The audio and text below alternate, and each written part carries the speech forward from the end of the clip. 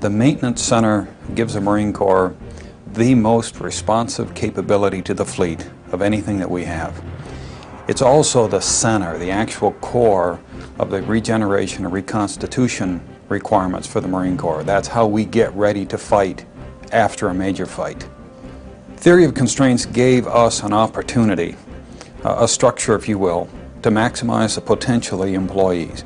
We had the potential there all the time. We just perhaps didn't have the right structure to reach out and find it. Idea fundamental to theory of constraints is every organization is a system, and that as a system there's going to be a weak link or a bottleneck.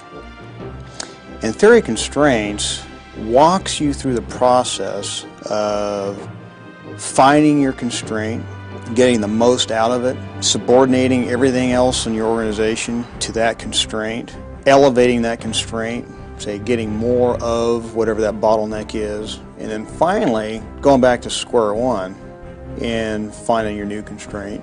And it's a process of continuing improvement. Before we implemented the theory of constraints, we was behind schedule, and there was being a bigger and bigger backlog of what we was not producing. Yeah, prior to theory of constraints, we were probably missing our schedule 50% of the time, and going out and working on our customers' equipment and asking for plus-ups after we got started the work was a big problem. It was almost a normal way of doing business around here. One major example is on our MK-48 program, which is a power unit for the logistics vehicle system. It's a heavy hauler for the Marine Corps, and we were having problems meeting the customer's requirement for cost and schedule.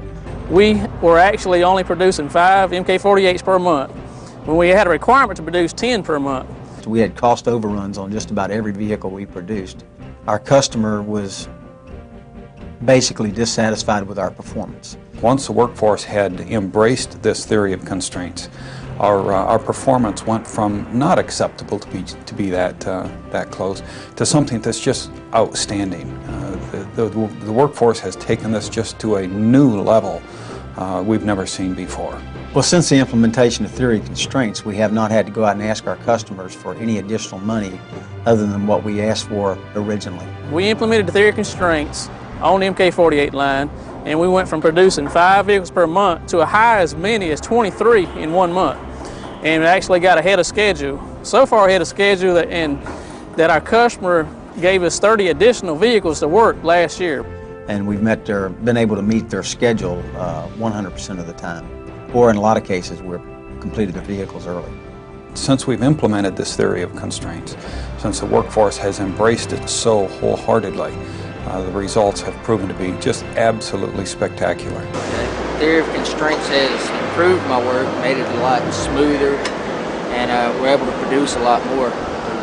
Since I started working here, I think our work has gone a lot quicker, and our parts are closer by, and they show up on time, and everything's come to us with better quality.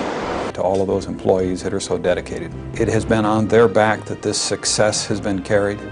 They implemented the theory of constraints. They are the ones who have increased the safety record. They're the ones who have increased production. They're the ones who have ensured the quality for the riflemen in the field. It's just a wholehearted thank you to all of those employees that are so dedicated. We have, as a result of implementing theory of constraints and lean thinking, we've now been giving them all 3 of the major things they want. They want a quality product, they want it within their cost that they estimated and negotiated with us, and they want it on schedule. Matter of fact, we've even gotten ahead of schedule. And we've also reduced our prices on every vehicle we've produced for them and produced additional vehicles with no additional cost to the customers. We probably took our most dissatisfied customer and probably made him our best marketer. He was well pleased with the turnaround that we did on his program, and from that point he went back and started telling other program managers how well we had done, and they need to give us a second look. The maintenance center has improved so much with our implementation of theory of constraints and lean thinking that we're able now to compete with private industry. And we not only can compete with private industry, but we make very good partners with private industry. In the future is more of a public-private partnerships, and we've been talking with several commercial entities, and we're primed now, and they have come in and taken a look at what we've done, and they're very interested in partnering with us for future workload.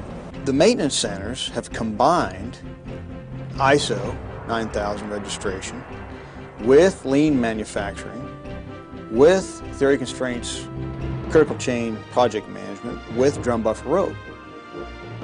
And they've done it in such a way that it makes sense, all using an MRP2 production management system. Making all those pieces fit together, now that's nothing short of brilliant. We had a very successful 2002. I'm sure we're going to have a successful 2003, but we're looking out to 2010, 2015.